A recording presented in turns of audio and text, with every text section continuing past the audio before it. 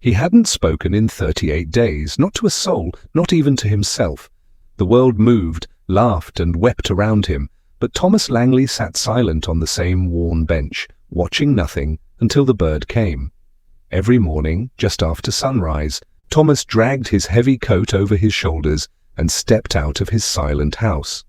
The door creaked behind him as if protesting, as if begging him not to leave again.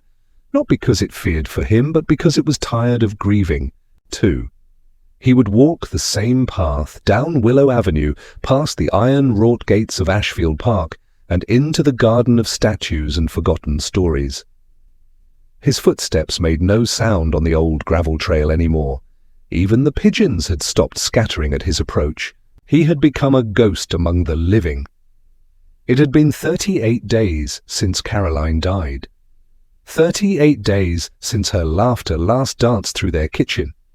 38 days since he had tasted food, not just eaten it out of habit. Grief didn't come with loud screams or bursts of madness. Not for Thomas. It came in whispers, in the rustle of leaves that no longer made her turn her head, in the untouched teacup that still sat on the second hook of the kitchen shelf, in the silence between breaths where love used to live. And so he sat every day under the old sycamore in Ashfield Park, staring at nothing, wishing he could trade places with the wind just to disappear. But on the 39th day, something changed. A sound broke the morning stillness. Not a human voice, not a falling branch, but the high, delicate melody of a bird's song. It wasn't chirping, it was singing from the lower branch of the sycamore where no birds ever perched. Not anymore. Thomas didn't look up right away. He assumed it was his mind playing tricks on him again, like it did late at night when he thought he heard Caroline humming. But it sang again, higher, clearer, stronger. A tiny brown and cream bird, no bigger than his hand, stared down at him with something strange in its black, glistening eyes. Not fear, not caution, but insistence, as though it needed him to look, as though it had been waiting for him, and, for the first time in over a month, Thomas blinked and breathed. Thomas didn't understand what held his gaze. It wasn't just the song, though the melody wrapped around his chest like a warm scarf on a bitter day. It wasn't just the bird's size, though it seemed far too delicate to survive in this cold world, and yet, there it was. It was the way the bird looked at him. It tilted its head slowly, as if studying him. A twitch of feathers, a tiny shuffle of its clawed feet on the branch. Then, without warning, it fluttered down, not away, not up into the sky, but toward him, landing softly on the bench beside his motionless hand. Thomas's breath caught. He hadn't touched anything, not a hand, not a flower, not a face, since Caroline. But now this tiny living thing sat inches from his fingers. It chirped once, softly, almost like a sigh. He stared at it. The bird didn't fly off. It didn't scare easily. It didn't look wounded or sick. It looked curious. For a long while, man and bird simply sat in the shared silence, a strange kind of companionship, a fragile bond forged not through speech, but presence. That night, when Thomas returned home, he noticed something unusual. He'd left the back door unlocked. Caroline had never allowed that. He muttered to himself, under his breath, something he hadn't done in weeks, chiding his carelessness. But he paused halfway through, realizing he had spoken. Even if it was only a whisper, it was sound. It was a crack in the wall. The next morning, as though drawn by some invisible thread, he returned to the bench under the sycamore tree. He didn't expect the bird to be there again. He thought maybe he'd imagined it, or that it had simply passed through, but there it was, waiting. This time, it was already perched on the bench, pecking gently at a stray piece of leaf. When it saw him, It chirped again, and Thomas, without thinking, smiled. A smile. The corners of his mouth actually lifted. His face hurt from the unfamiliar movement. It was a fleeting smile, like a ripple across still water, but it was real. The bird tilted its head again and sang. And for the first time in 39 days, Thomas whispered, "Hello." The bird, who he started calling Whistle, became his companion. Every morning, Whistle would be there, without fail, on the branch or the bench. And Thomas found himself talking. Not much at first, just a word or two, but then sentences. Then stories. He told Whistle about Caroline. He told him about the first time he met her at a bookstore, both reaching for the same volume of Wuthering Heights. She had laughed and told him, "You can have it if you promise not to become like Heathcliff." He'd fallen in love right there and then. Whistle chirped and hopped around like he was listening, like he understood. And maybe he did, because every time Thomas faltered, Whistle sang. The singing filled the space Caroline used to occupy. Not replacing her, never, but honoring her absence with something alive. One afternoon, as the golden sunlight filtered through the tree branches, Thomas brought an old shoebox with him to the park. Inside were dozens of unsent letters, letters he had written to Caroline since she passed, letters full of longing, pain, confusion, and questions. He read one aloud, then another, and another. Whistle stayed beside him the entire time, never moving far, occasionally pecking at the edges of the box or fluttering up to the backrest to sing a line of his mysterious song. And when Thomas finished the last letter, tears soaking his palms, he whispered, "I don't know how to live without her." Whistle responded, not with a chirp, but with a low, strange sound, almost like mourning. And that was the first night Thomas dreamt of Caroline, not in pain, not leaving, but laughing barefoot in the garden, as a little bird danced on her shoulder. A week passed, then 2. The days began to look different, though nothing outward had changed. Thomas no longer moved like a man drowning. He still carried grief, but now he carried it the way one might carry a photograph. Precious, painful, but visible, shareable, not hidden away. Whistle had become more than just a presence.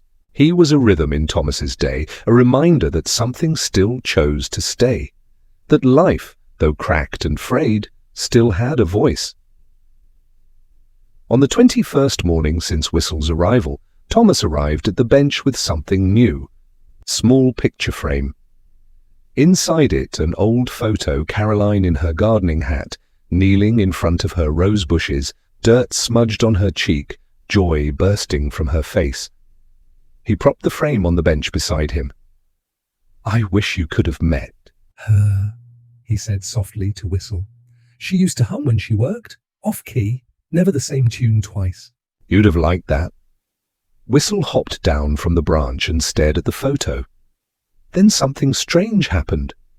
He left, not far, just into the brush nearby. But he was gone for longer than usual. Thomas waited, unsure, a quiet ache settling in his chest. Had the bird moved on? Was this just the end? But then Whistle returned. In his tiny beak, he held a small white object, a feather, perfectly clean, soft as breath. He dropped it on the bench, right in front of the frame. Thomas stared at it. He wasn't superstitious, not really, but the symbolism gripped him. A gift? A sign? He didn't know. All he knew was that his throat tightened and his eyes flooded. And when he reached out and gently placed the feather inside the frame, tucked beside Caroline's photo, something inside him shifted, just a little, just enough. That night, he didn't sleep on the couch like he had since the funeral.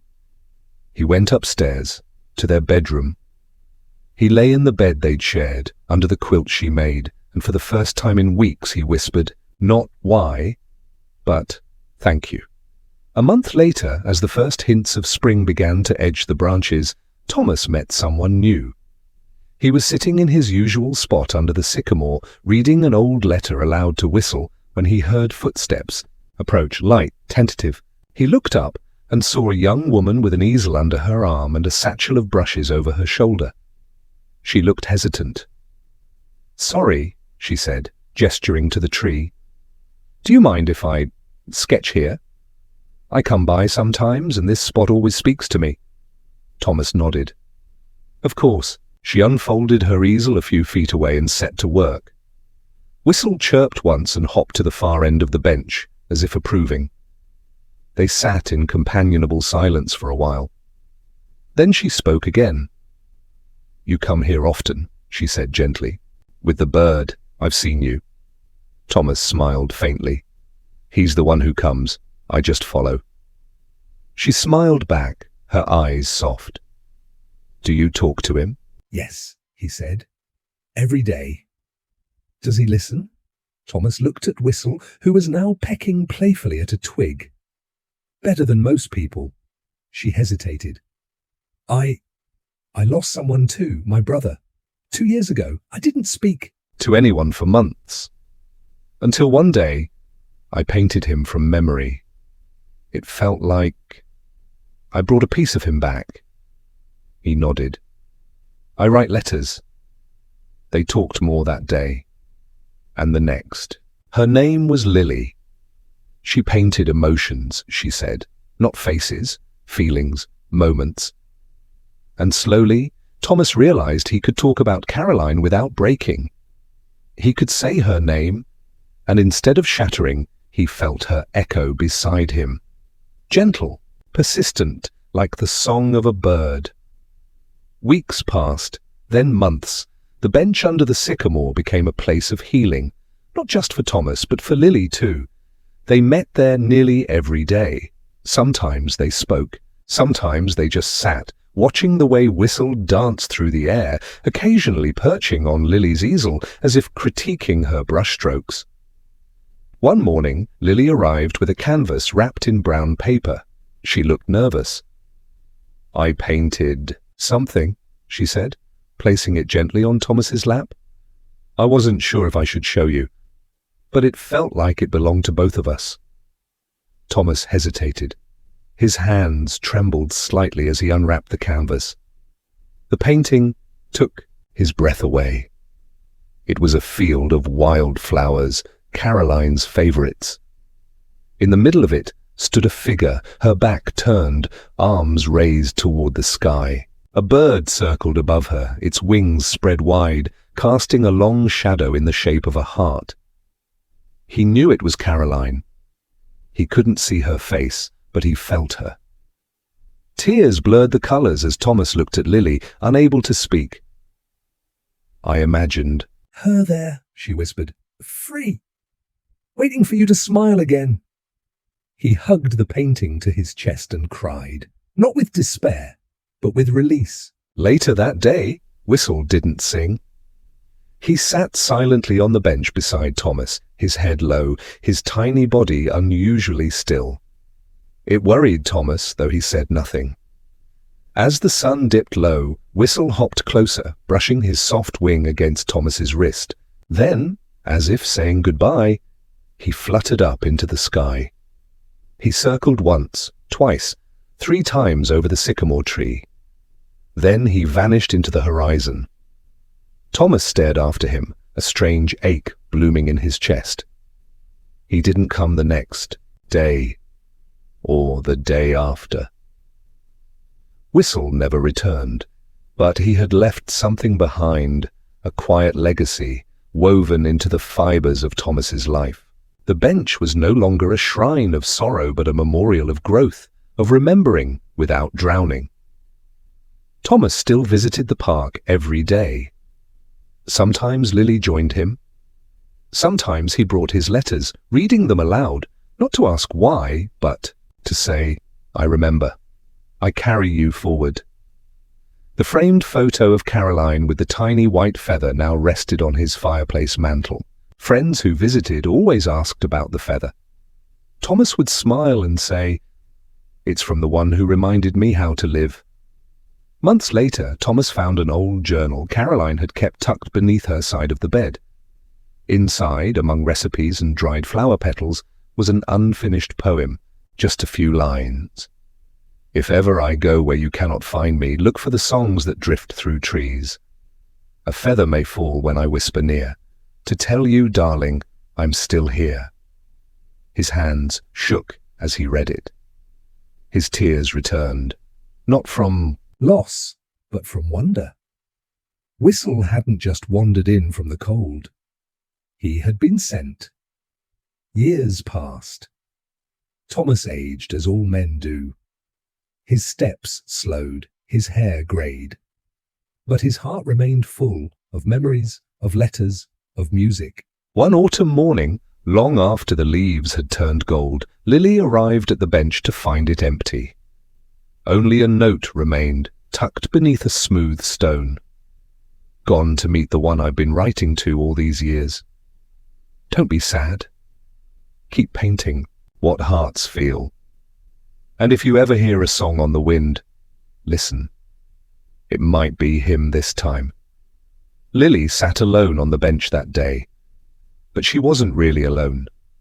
A soft breeze stirred the leaves, and high above, in the old sycamore tree, a small bird began to sing the same song, the very same one, and Lily smiled.